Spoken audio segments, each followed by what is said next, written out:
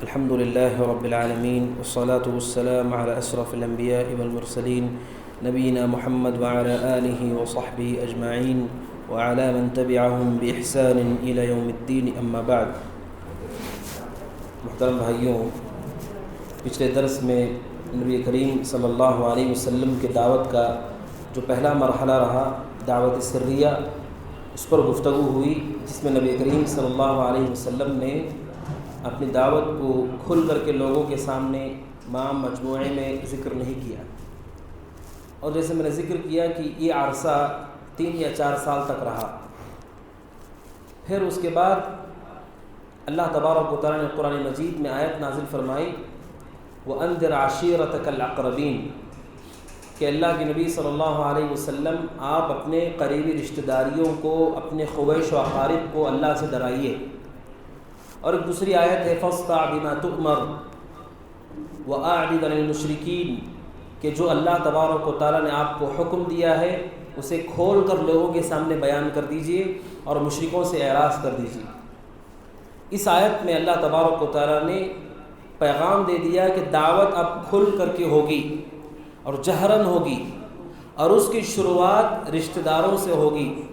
چنانچہ نبی کریم صلی اللہ علیہ وسلم نے اپنے گھر میں بنو ہاشم کو دعوت دی اور بنو مطلب کے کچھ لوگوں کو دعوت دی.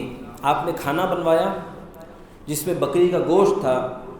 آپ نے اپنے چچا زاد بھائیوں کے سامنے وہ ساری چیزیں پیش کی. انہوں نے کھانا کھایا اور پیٹ بھر کے کھانا کھایا، لیکن حدیث میں ہے گویا کہ کھانا ویسے کا ویسا ہی رہا آپ کی برکت کی وجہ سے.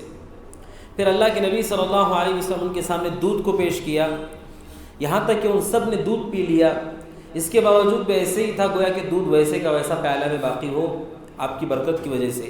پھر اللہ کے نبی صلی اللہ علیہ وسلم نے اپنی دعوت کے موضوع کو چھیڑا اور آپ صلی اللہ علیہ وسلم نے ان کے سامنے توحید کی بات کی.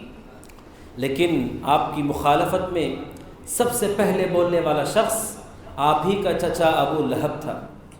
ابو لہب نے فوراً انکار کر دیا، کہا کہ تم یہ جو باتیں کر رہے ہو، ہم تمہارے چچا ہیں، چچا زاد بھائی تمہارے موجود ہیں، یہ انہی کی حد تک رکھنا، ہم پورے مکہ سے تمہارے لیے نہیں لڑ سکتے. اور ایسی چبھنے والی باتیں اس نے کی اور کہا کہ تم جو بات لے کر آئے ہو ہمارے خاندان میں سب سے بدترین بات تمہاری بات ہے. اللہ کے نبی کو انتہا درجے کی اذیت پہنچائی اور مجلس وہیں پر برخاست ہو گئی. پھر اللہ کے نبی صلی اللہ علیہ وسلم کو چونکہ حکم تھا کہ آپ اپنے رشتہ داروں کو ڈرائیے، آپ نے دوبارہ گھر میں دعوت کی اور دوبارہ آپ نے رشتہ داروں کو جمع کیا. جب وہ سارے آ گئے آپ نے کھانا پیش کیا، ان کو کھلایا، مہمان نوازی کی. پھر اس کے بعد اللہ کے نبی صلی اللہ علیہ وسلم نے ان کے سامنے خطبہ دیا ان الحمد للہ واستعینہ واتوکل علیہ واؤمن بہ واتوکل علیہ. اللہ کے نبی صلی اللہ علیہ وسلم نے خطبہ دیا. اس خطبے میں آپ نے فرمایا کہ اے لوگو، جس طرح تم جی رہے ہو اسی طرح تم مرو گے، جس طرح سے تم جیتے ہو، جس طرح تم سوتے ہو اسی طرح تم پہ موت آئے گی، اور جس طرح سو کر تم اٹھتے ہو ویسے ہی اللہ تعالیٰ دوبارہ تمہیں قبروں سے اٹھائے گا. اور آپ صلی اللہ علیہ وسلم نے ان سب سے کہا کہ میں اللہ کا رسول ہوں، تمہاری طرف مجھے اللہ نے بھیجا ہے اور سارے جہاں والوں کی طرف اللہ نے مجھے رسول بنا کر بھیجا ہے. آپ نے پوری دعوت ان کے سامنے پیش کی. وہاں پر بھی ابو لہب نے مخالفت شروع کر دی، لیکن آپ کے چچا ابو طالب نے جو آپ کی پرورش کرتے تھے وہ کھڑے ہوئے اور انہوں نے کہا کہ میں تمہاری اس بات کی تائید کرتا ہوں، اور کہا کہ میں تمہارا ساتھ دینے کے لیے تیار ہوں، ہر لمحہ ہر وقت میں تمہاری حفاظت کروں گا اور تمہارے گرد و پیش رہوں گا.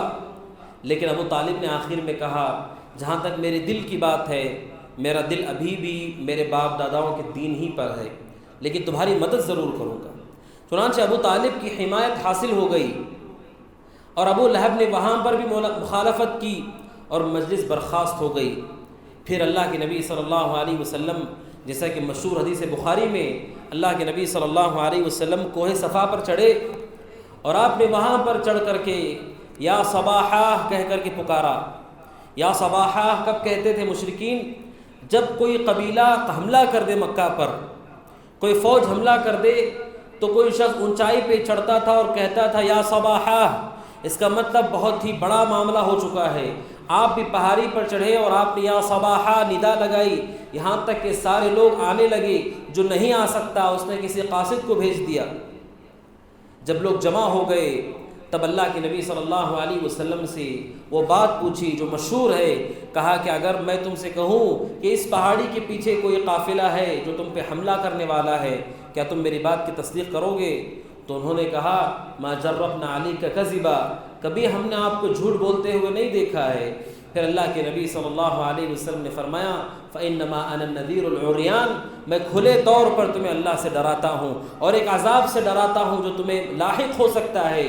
اور اس موقع پر آپ نے کہا اشتروا انفسکم، اے لوگوں اپنے آپ کو جہنم کی آگ سے بچا لو۔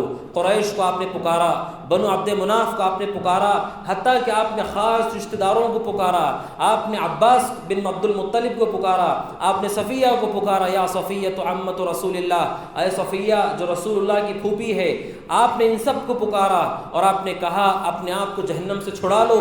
فإنی لا اغنی عنکم من اللہ شیئا، میں اللہ کے مقابلے میں ذرہ برابر تمہاری مدد نہیں کر سکتا۔ حتیٰ کہ آپ نے لخت جگر حضرت فاطمہ کو ہی پکارا، آپ نے کہا اے فاطمہ جو محمد کی بیٹی ہے، میرے مال میں سے جو چاہے تو لے لے، لیکن میں اللہ تبارک و تعالیٰ کے مقابلے میں تیری کوئی مدد نہیں کر سکتا۔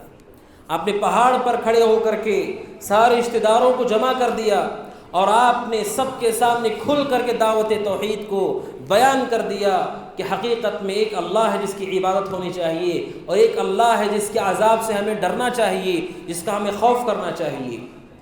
لیکن ابو لہب جو کہ آپ کا چچا تھا، اس نے جب یہ بات سنی تو کہا تبا لک سائر اليوم، کہا کہ تیرا سارا دن برباد ہو جائے، الہذا جمعتنا، کہ ان باتوں کے لیے تو نے ہم کو جمع کیا ہے۔ اس مجمعے میں اللہ کے نبی صلی اللہ علیہ وسلم پہ اس نے اعتراض کر دیا اور آپ کے لیے تباہی کی بد دعا کر دی۔ اسی موقع پر یہ آیتیں نازل ہوئی تبت یدا ابی لہب وتب، کہ ابو لہب کے دونوں ہاتھ برباد ہو گئے، وہ بھی برباد ہو گیا۔ ما اغنى عنه ماله وما کسب، نہ اس کا مال اس کے کام آئے گا، نہ جو کچھ اس نے کمایا ہے وہ کام آئے گا۔ قرآن نے اس کی تباہی کی بات کہی اور اس کی بیوی کی تباہی کی بات کہی۔ وامرأته حمالة الحطب، اس کی بیوی جو لکڑیوں کے گٹھے کو اپنے اوپر اٹھا رہی ہے، دہکتی ہوئی آگ میں داخل کر دی جائے گی۔ اور ابو لہب کے لیے اللہ تبارک و تعالیٰ نے جہنم کی خوشخبری دی۔ آپ سمجھ لیں کہ جب یہ آیتیں نازل ہوئی تو ان آیتوں کے نازل ہونے کے بعد ابو لہب اور ابو لہب کی بیوی ام جمیل بنت حرب کی دشمنی اور بھی بڑھ گئی۔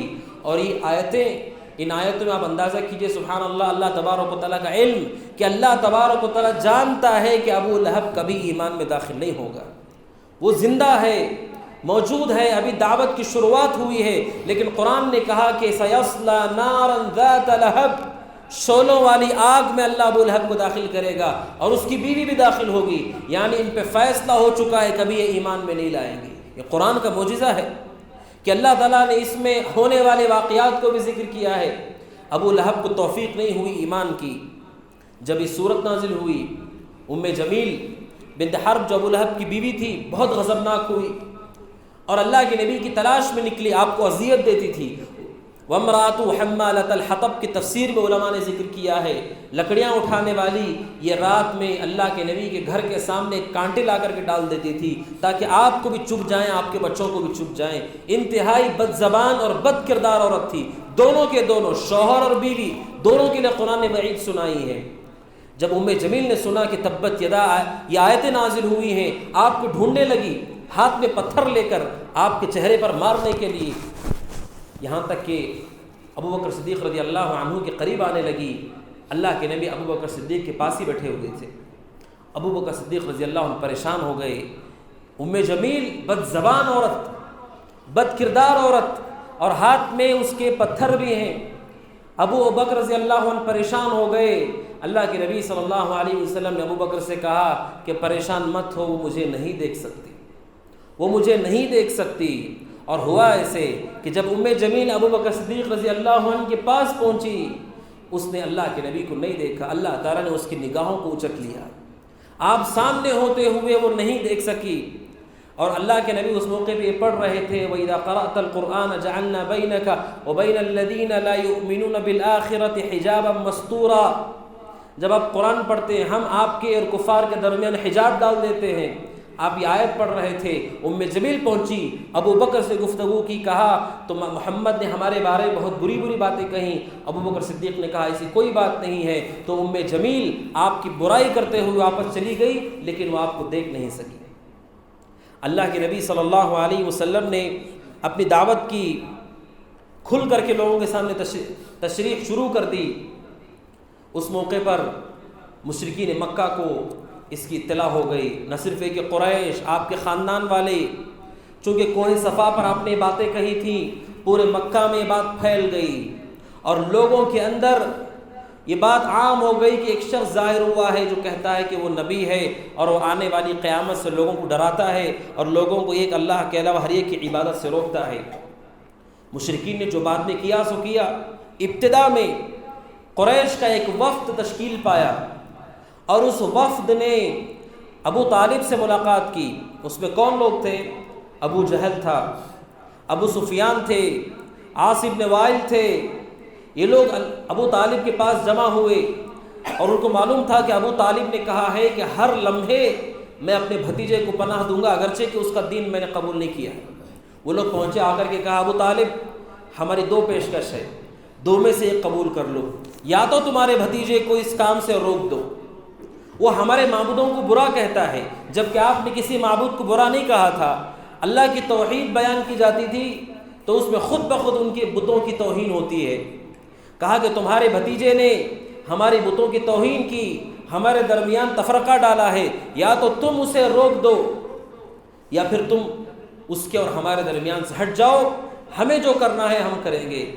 ابو طالب نے سمجھداری کے ساتھ معاملے کو بڑھنے نہیں دیا اور کچھ اچھی باتیں کہہ کر کے ان کو وہاں سے بھیج دیا۔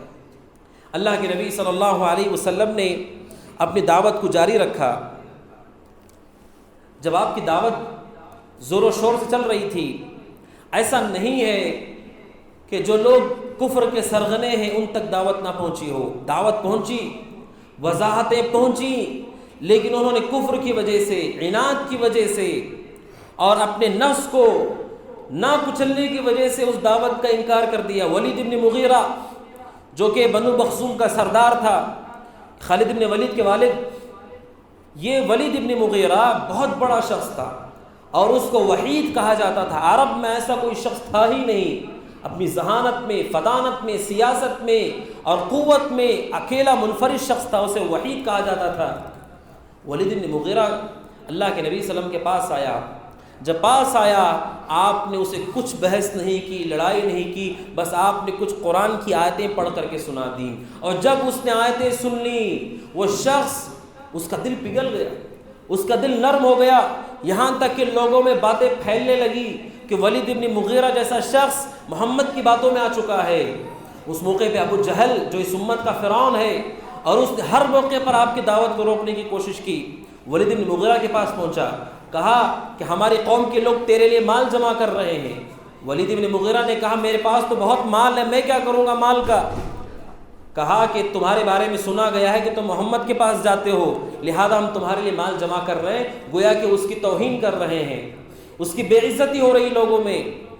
ابو جہل نے کہا سنبھل جاؤ، تمہاری قوم میں کوئی حیثیت باقی نہیں رہے گی۔ ولید بن مغیرہ نے اس موقع پر ابو جہل سے کہا تھا میں جو کلام محمد کے منہ سے سن کر کے آیا ہوں، عجیب و غریب قرآن ہے، عجیب و غریب وہ آیات ہیں، وہ کلام ہے۔ کہا ان علیہ لحلاوہ، اس کلام کے اندر مٹھاس ہے، وَإِنَّ عَلَيْهِ لَطَلَابَةٌ، اور اس کے کلام میں ایک رونق ہے، ایک چمک ہے، ایک حسن ہے، اس کی جڑیں مضبوط ہیں اور اس کی شاخیں پھلدار ہیں۔ میں نے ایسا کلام سنا ہے، لیکن ابو جہل نے اس کو تنبیہ کر دی اور بہکا دیا، ورغلایا، یہاں تک کہ ولید بن مغیرہ نے اس کا ایک حل نکالا کہ کیسے لوگوں کو وہ جواب دے گا۔ پھر اس موقع پر اس نے لوگوں سے جا کر کے کہا کہ محمد کا کلام جو میں نے سنا حقیقت میں وہ رب کا کلام نہیں ہے، اس کا اپنا کلام ہے اور یہ کوئی جادو ہے۔ اسی کے حوالے سے قرآن نے یہ آیتیں نازل کر دی، جن آیتوں میں اللہ نے فرمایا ذرنی ومن خلقت وحیدا، اسے اور مجھے چھوڑ دو جس کو میں نے اکیلے پیدا کیا، یعنی ولید بن مغیرہ کو۔ وجعلت له مالا ممدودا، جس ولید کو میں نے بہت سارا مال دیا ہے، وبنین شہودا، اور اس کے حاضر باش اولاد اس کو دی ہے، ایسے نوجوان بیٹے دیے ہیں جو ہر وقت اس کے سامنے حاضر رہتے ہیں۔ تجارت اتنی بڑی تھی کہ بچوں کو باہر جانے کی ضرورت نہیں۔ وبنین شہودا ومہدت له تمہیدا، اور میں نے اس کے سامان میں، اس کی تجارت میں کشادگی کر دیے۔ ثم یطمع ونزید، اور وہ خواہش کرتا ہے کہ میں اور اس کی تجارت کو بڑھاؤں۔ کلا، ہرگز نہیں، انہ کان لآیاتنا عنیدا، وہ میری آیتوں کے ساتھ سرکشی کر رہا ہے۔ اور پھر قرآن نے وہ نقشہ کھینچا کہ ولید بن مغیرہ نے کیسے ابو جہل کے سامنے وہ بہانہ تلاش کیا جو اپنے قوم کے سامنے رکھ سکے۔ قرآن نے اس کی منظر کشی کی ہے کہ ولید بن مغیرہ نے پہلے سوچا، فکر کی، چہرے کو بدلا، پھر کہا ان ھذا الا قول البشر، کہ یہ تو بس انسان کی بات ہے، یہ انسان کا اپنا کلام ہے۔ قرآن مجید نے کہا سأرهقه صعودا، ہم یقیناً اسے عذاب میں چڑھائیں گے۔ اور قرآن نے کہا ایسے عذاب میں لا تبقی ولا تذر، ایسا عذاب ولید بن مغیرہ کو میں دینے والا ہوں، نہ اسے زندہ رکھے گا نہ اسے موت دے گا۔ لواحۃ للبشر، جو اس کی چمڑی کو ادھیڑ دے گا، ایسے آگ میں اسے داخل کرنے والا۔ کیوں؟ کیونکہ آپ کی دعوت کا ایک اثر اتنے بڑے سردار پر ہوا، لیکن اس شیطان نے آپ کی دعوت پہ الزام لگا دیا کہ ایک جادو ہے، اس سے آپ کی دعوت پہ ایک نام لگ گیا کہ یہ جو اثر ہو رہا ہے لوگوں میں، جو لوگ بدل رہے ہیں، جو لوگوں کی دلوں میں نرمی آ رہی ہے، یہ کوئی کلام نہیں ہے، کوئی جادو ہے۔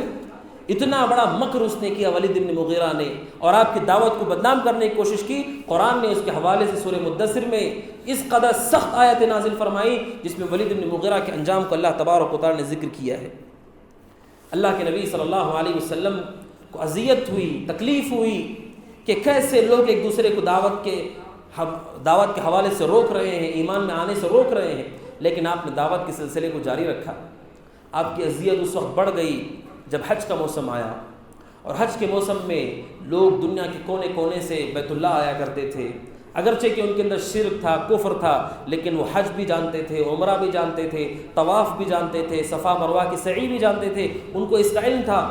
کئی قبائل دور دور سے سفر کر کے حج کو آتے تھے۔ اللہ کے نبی صلی اللہ علیہ وسلم کے لیے بھی دعوت کا موقع تھا، آپ نے اپنی کمر کس لی، آپ نے اپنی کمر کس لی۔ جیسے ہی حج کا موسم شروع ہوا، نبی کریم صلی اللہ علیہ وسلم نے اپنی دعوت کو تیز کر دیا۔ آپ مینا میں لوگوں کے خیمے میں جایا کرتے تھے اور ان کو دین سمجھایا کرتے تھے، ذی المجاز میں، عکاظ میں، ان جیسے بازاروں میں بھی اللہ کے نبی جایا کرتے تھے، اور آپ کہا کرتے تھے یا ایھا الناس قولوا لا الہ الا اللہ تفلحوا تملکوا العرب والعجم۔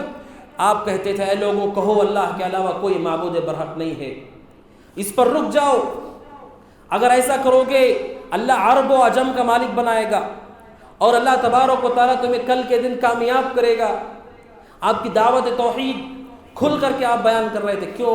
مشرکین مکہ بھی یہ کہا کرتے توحید کا کلمہ، لبیک اللہم لبیک لبیک لا شریک لک، وہاں پر رکتے نہیں تھے، الا شریکا تملکہ وما ولک، وہ تلبیہ میں کہتے تھے ہم تیرے دربار میں حاضر ہیں، لبیک لا شریک لک، تیرا کوئی شریک نہیں ہے، الا، ہاں کچھ شریک ہیں جن کو تو نے نواز دیا ہے، تملک وما ملک۔ اللہ کے نبی صلی اللہ علیہ وسلم جب تلبیہ سنتے تھے آپ کہتے تھے حسبک حسبک، یہاں پر رک جاؤ، لا شریک لک، یہاں پر رک جاؤ، یہی توحید ہے، اس سے آگے مت بڑھو۔ آپ کی توحید کی دعوت تھی قولوا لا الہ الا اللہ، لیکن صحابہ رسول کہتے ہیں جو بعد میں ایمان لائے کہ مجھے اچھی طرح یاد ہے کہ حج کے موسم میں اللہ کے نبی خیمے میں جایا کرتے تھے، اور لوگوں کی بھیڑ آپ کے اطراف ہوتی، آپ لوگوں کو سمجھا رہے ہوتے تھے، آپ لوگوں کو توحید بتا رہے ہوتے تھے، لیکن آپ کا جو چچا ہے ابو لہب وہ آپ کے پیچھے پیچھے ہوا کرتا تھا، آپ آگے بڑھتے تھے وہ آپ کے پیچھے پیچھے آتا تھا، آپ جس کو سمجھاتے تھے وہ جا کر کہتا تھا یہ میرا بھتیجا ہے، اس کی عقل میں خلل آ گیا ہے، یہ مجنون اور پاگل ہے، اور لوگوں کو اس طرح وہ پھیرتا تھا، اس لیے کہ چچا ہے، سگا چچا ہے، اور وہ آ کر کے کہتا ہے کہ میرے بھتیجے کی عقل میں فطور ہے، اس کی عقل میں خلل ہے۔ اس طرح سے ابو لہب آپ کی دعوت کو خراب کرنے کی کوشش کرتا تھا، لیکن اللہ کے نبی صلی اللہ علیہ وسلم کے اخلاق یہ ہیں، آپ چلتے رہتے تھے، اور وہ پیچھے آپ کے بارے میں برے برے کلمات کہتا تھا، آپ پلٹ کے کچھ نہیں کہتے تھے، آپ پلٹ کر کے کچھ نہیں کہتے تھے، اس لیے کہ آپ اگر پلٹ کر کے کچھ کہیں تو وہاں پر معاملہ اور بڑھ جائے گا، وہاں پہ اختلاف ہوگا۔ اللہ کے نبی اپنے کام کو جاری رکھتے ہوئے لوگوں سے کہتے جاتے اور آگے بڑھتے چلے جاتے، اور ابو لہب آپ کو تکلیف پہنچاتا رہتا تھا۔ اسی وجہ سے علماء نے کہا آپ کے دشمن بہت سارے ہیں، ولید بن مغیرہ ہو، ابو جہل ہو، ابو لہب ہو، عقبہ بن ابی معیط ہو، یہ سب بڑے بڑے سرغنے ہیں، عتبہ ہو، شیبہ ہو، لیکن قرآن نے صرف ابو لہب کا ذکر کیوں کیا؟ کیونکہ ابو لہب کا جرم دگنا تھا۔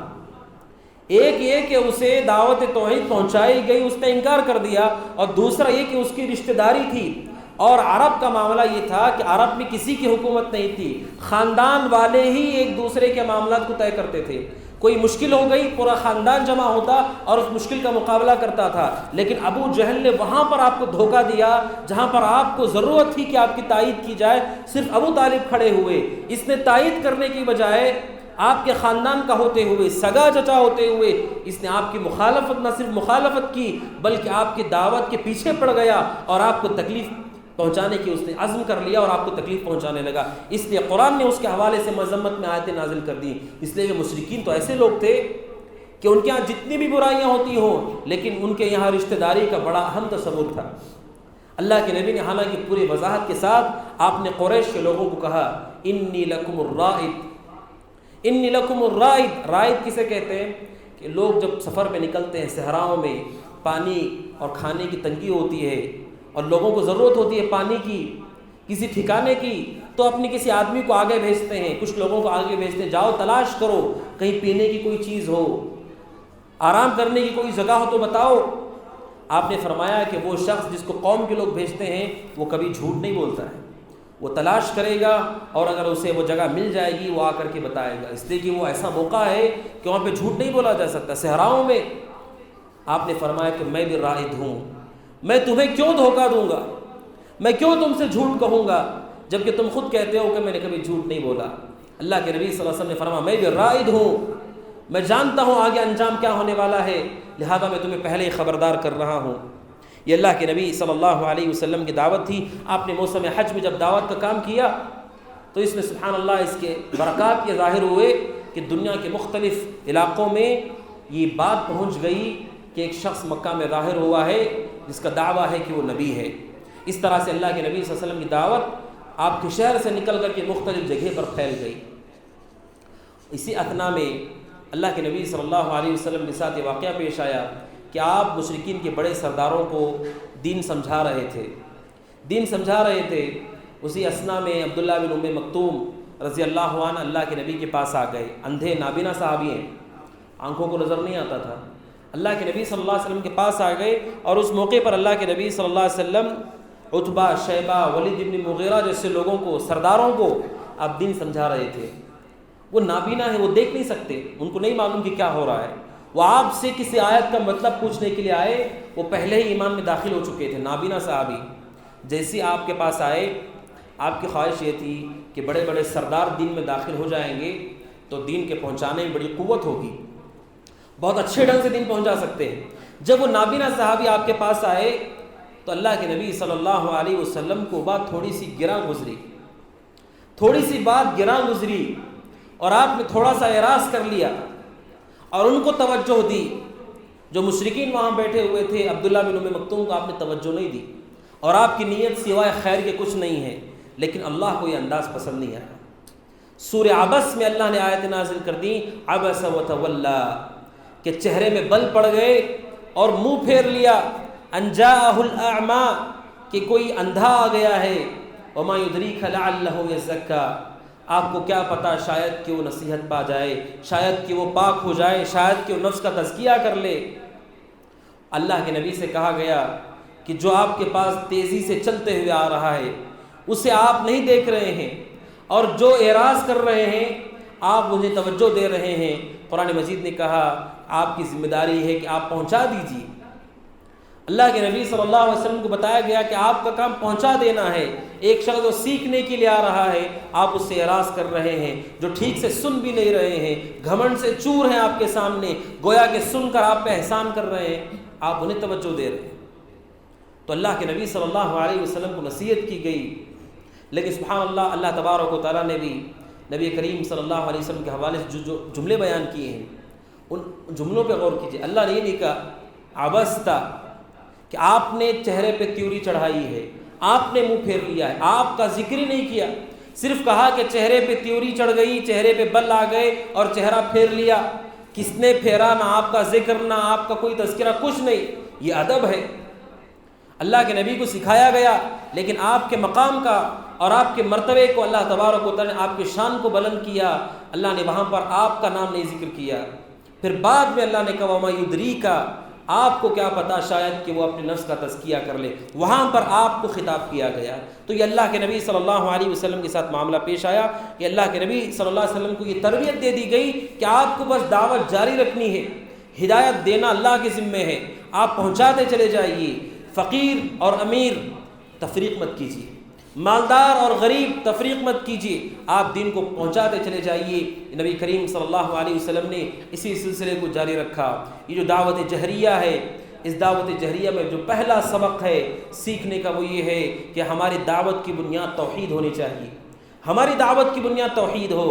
جس دعوت کی بنیاد توحید نہ ہو، جس دعوت کی بنیاد نماز ہو، جس دعوت کی بنیاد سیاست اور کرسی ہو، وہ دعوت باطل ہے۔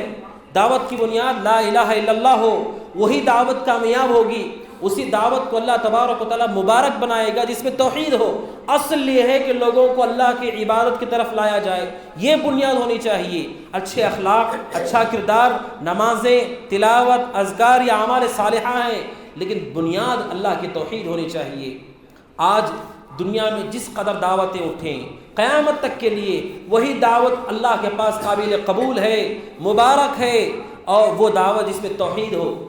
آج بھی دعوتیں اٹھتی ہیں، آوازیں اٹھتی ہیں، ہم سب ایک ہو جائیں، سارے مسلک کے لوگ ایک ہوں، سارے علماء ایک ہو جائیں، دعوت ہے، یہ بھی پکار ہے، لیکن کیا یہی وہی دعوت ہے جو اللہ تبارک و تعالیٰ نے دینے کے لیے قرآن میں کہا ہے؟ یہ دعوت وہ دعوت نہیں ہے، بلکہ یہ سیاسی ضرورت ہے۔ اس سے کوئی انکار نہیں کہ اس کی اپنی اہمیت ہے کہ آدمی ضرورت کے تحت دشمنوں کے ساتھ بھی بیٹھے، مخالف کے ساتھ بھی بیٹھے، چہ جائے کہ کلمہ گو ہو، لیکن یہ دعوت نہیں ہے جو دعوت کے اللہ تبارک و تعالیٰ دینے کے لیے کہا۔ دعوت کی بنیاد توحید ہونی چاہیے۔ یہی وہ بنیاد ہے جس کی وجہ سے انبیاء میں اور قوموں میں اختلاف ہوا۔ ابو جہل کو، ابو لہب کو یہ اختلاف نہیں ہے کہ سیدھے ہاتھ سے کھانا کھانا چاہیے، سیدھے ہاتھ سے پانی پینا چاہیے، اور آدمی کو اس طرح کھانا چاہیے، اس طرح پہننا چاہیے، اس کا ان سے کوئی تعلق نہیں تھا۔ ان کے اختلاف کی بنیاد یہ تھی کہ اللہ کے علاوہ کوئی پرستش کے قابل نہیں، چاہے نبی ہو، چاہے ولی ہو، چاہے فرشتہ ہو، چاہے جن ہو، چاہے زندے لوگ ہوں، چاہے مردے ہوں، چاہے جاندار ہو، چاہے غیر جاندار ہو، کوئی بھی بات کا مستحق نہیں۔ یہ دعوت توحید تھی اور اسی پر ان کا اختلاف تھا۔ تو یہ پہلی بات ہے جو سیکھنی چاہیے۔ اور دوسری چیز یہ کہ ہم دعوت اللہ میں یہ بھی یاد رکھیں کہ دعوت دیتے ہوئے ہم اپنے آپ کو مقدم رکھیں اور اپنے رشتہ داروں کا بھی خیال رکھیں۔ بعض دفعہ ایسا ہوتا ہے کہ آدمی دعوت کے حوالے سے یہ بھول جاتا ہے کہ دعوت کے حقدار ہمارے اپنے رشتہ دار بھی ہوتے ہیں، انہیں بھی سمجھانا ہوتا ہے، انہیں بھی بتانا ہوتا ہے۔ اس لیے اہل علم کہتے ہیں کہ قرآن مجید، اللہ کے نبی صلی اللہ علیہ وسلم حدیث میں فرمایا کلکم راع وکلکم مسئول عن رعیتہ، تم میں سے ہر شخص ذمہ دار ہے، اس کی ذمہ داری کے بارے میں اللہ پوچھے گا۔ جو مرد ہے گھر کا ذمہ دار ہے، اس کی اولاد اپنی بیوی بچوں کا ذمہ دار ہے، اس کے بارے میں اللہ قیامت کے دن پوچھے گا۔ لہذا اپنے اقربا اور اپنے رشتہ داروں کی فکر کرو، ان کے سامنے بھی دعوت کا کام کرو، انہیں بھی دین کو سمجھاؤ، ان کے سامنے بھی قرآن مجید کو پڑھا جائے، تفسیر کی جائے، احادیث کی شرح کی جائے، مسائل بیان کی جائے۔ یہ افسوس کی بات ہے کہ ہمارے یہاں اس کا تصور نہیں ہے۔ ضرورت ہے کہ اس کو آپ زندہ کریں۔ اللہ کے نبی نے اپنے رشتہ داروں کو گھر بلا کر رات میں دعوت کی اور آپ نے ان کے سامنے توحید کو پیش کیا۔ ضرورت ہے کہ جو ماں باپ ہیں بچوں کو ساتھ لیں، گھر والوں کے ساتھ بیٹھیں، قرآن مجید کی آیات کو سمجھیں، احادیث کو سمجھیں، عقیدے کو سیکھیں، احکام و مسائل کو سیکھیں، اور ایسا گھرانہ اللہ تبارک و تعالیٰ کی رحمتیں اور تائید ہوگی ایسے گھرانے کے ساتھ جن میں دعوت کا کام ہوتا ہو۔ لہذا لوگوں کی فکر میں اپنے گھر کو نہ بھولیں، اپنے گھر کے سامنے بھی پیش کریں۔ قبول کرنا نہ کرنا یہ اور بات ہے، ہماری ذمہ داری ہے کہ ان کے سامنے ہم پیش کریں۔ ماں باپ میں سے بہت سارے ایسے ہیں کہ وہ ہر موضوع ڈسکس کرتے ہیں اپنے بچوں سے سوائے دین کے مسئلے پہ کبھی گھر میں گفتگو نہیں ہوتی کہ کیا حلال ہے، کیا حرام ہے، کیا صحیح ہے، کیا غلط ہے، باقی ساری دنیا کی تفصیلات اس میں ڈسکس ہوتی۔ یہ طریقہ صحیح نہیں ہے. آپ اپنے گھر والوں کے بھی ساتھ خیر کا معاملہ کریں, انہیں بھی دین پہنچائیں. اور تیسری چیز یہ کہ اللہ کے نبی نے جو اسلوب اختیار کیا, اسلوب بہتر ہونا چاہیے.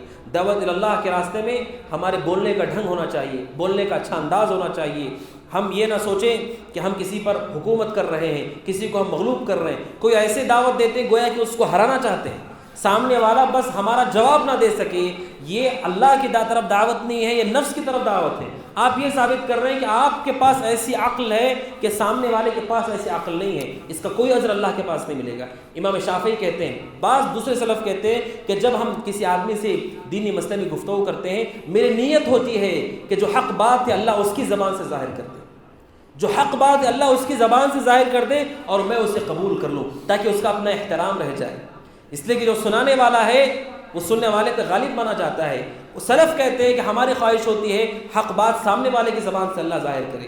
ہم آج کیا چاہتے ہیں, جس کسی سے بحث ہو ہماری جیت ہو. دعوت کا طریقہ نہیں ہے. دعوت کا طریقہ یہ ہے کہ ہمارا اسلوب بہتر ہو, ہماری فکر یہ ہو.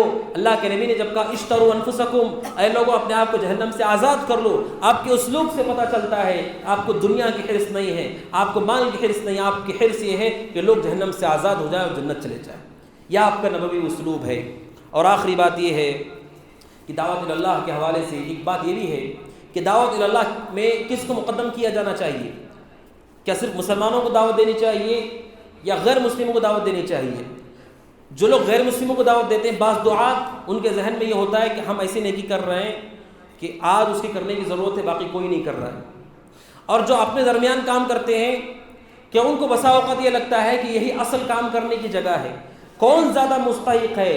کیا کفار مستحق ہیں یا ہمارے اپنے مسلمان بھائی مستحق ہیں دعوت کا کام کرنے کے؟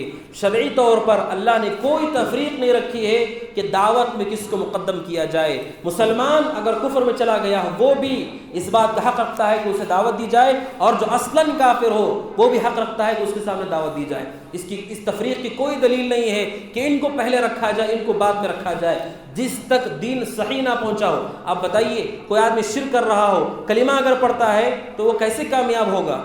اگر کامیاب ہو جاتا تو مشرکین مکہ کامیاب ہوتے, وہ بھی جانتے تھے کلمے کو. ضرورت ہے ہم اس بات کو سمجھیں. قرآن مجید کے اعتبار سے, سنت کے اعتبار سے جو شخص دین سے دور ہے وہ حق رکھتا ہے کہ اسے سمجھایا جائے. ہاں یہ اور بات ہے کسی ایک مجال کو لے کر دوسرے مجال کو خالی نہ چھوڑ دیں. صرف مسلمانوں کے درمیان رہ گئے, غیر مسلموں کو چھوڑ دیا, ایسا بھی نہیں ہونا چاہیے. صرف غیر مسلموں میں رہ گئے اور مسلمانوں کے حوالے سے کہا نہیں وہ تو مسلمان ہی ہیں, وہ تو جنتی چلے جائیں گے. یہ عقیدہ باطل ہے. قرآن کہتا ہے من یشرک باللہ, جو اللہ کے ساتھ شرک کرے. لفظ جو کے اندر سب لوگ آ گئے, جتنے بھی لوگ شرک کر رہے ہیں, چاہے ٹوپی داڑھی رکھ کر کے شرک کرے چاہے داڑھی نہ ہو, قرآن کہتا ہے جو شرک کرے ہمیشہ جہنم میں جائے گا. آپ کیسے کہتے ہیں کہ کلمہ پڑھ رہا ہے اس کا شرک بھی معاف ہوگا؟ جب تک شرک ہے اللہ کبھی معاف نہیں کرے گا. لہذا یہ تفریق باطل ہے. ہم یہ کہیں کہ وہ کلمہ گوئے کبھی نہ کبھی تو جائے گا, اگر وہ شرک کر رہا ہے کبھی جنت میں نہیں جائے گا. اس لیے کہ قرآن نے ایسے لوگوں کے بارے میں نہیں کہا کہ جو کلمہ پڑھ لے بعد میں شرک کر لے میں انہیں معاف کر دوں گا.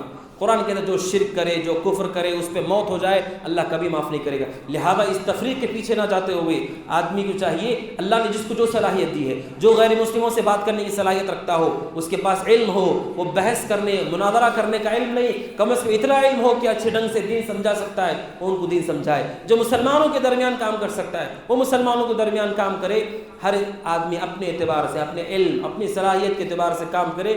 وہ داعی اللہ مانا جائے گا, دعوت دینے والا مانا جائے گا, اور اس پر اسے اللہ کی طرف سے اجر دیا جائے گا. اور اللہ کے نبی صلی اللہ علیہ وسلم کی دعوت جہریہ پر مشرکین نے کیا اذیتیں آپ کو دیں اور کیا اذیتیں اللہ کے نبی کے صحابہ کو دی گئیں, اور کن کن اسلوب میں دین کی مخالفت کی گئی, اگلے دروس میں ان کا ذکر ہوگا. اللہ تبارک و تعالیٰ سے دعا کہ اللہ تبارک و تعالیٰ ہم سب کو نبی کریم صلی اللہ علیہ وسلم کے طریقے پہ چلنے کی توفیق عطا فرمائے. اللہ تبارک و تعالیٰ جو بھی دین سے دور ہیں اللہ تعالیٰ ان کو دین سے قریب فرمائے. صلی اللہ وسلم علی نبینا محمد وعلی آلہ وصحبہ اجمعین. السلام علیکم ورحمۃ اللہ وبرکاتہ.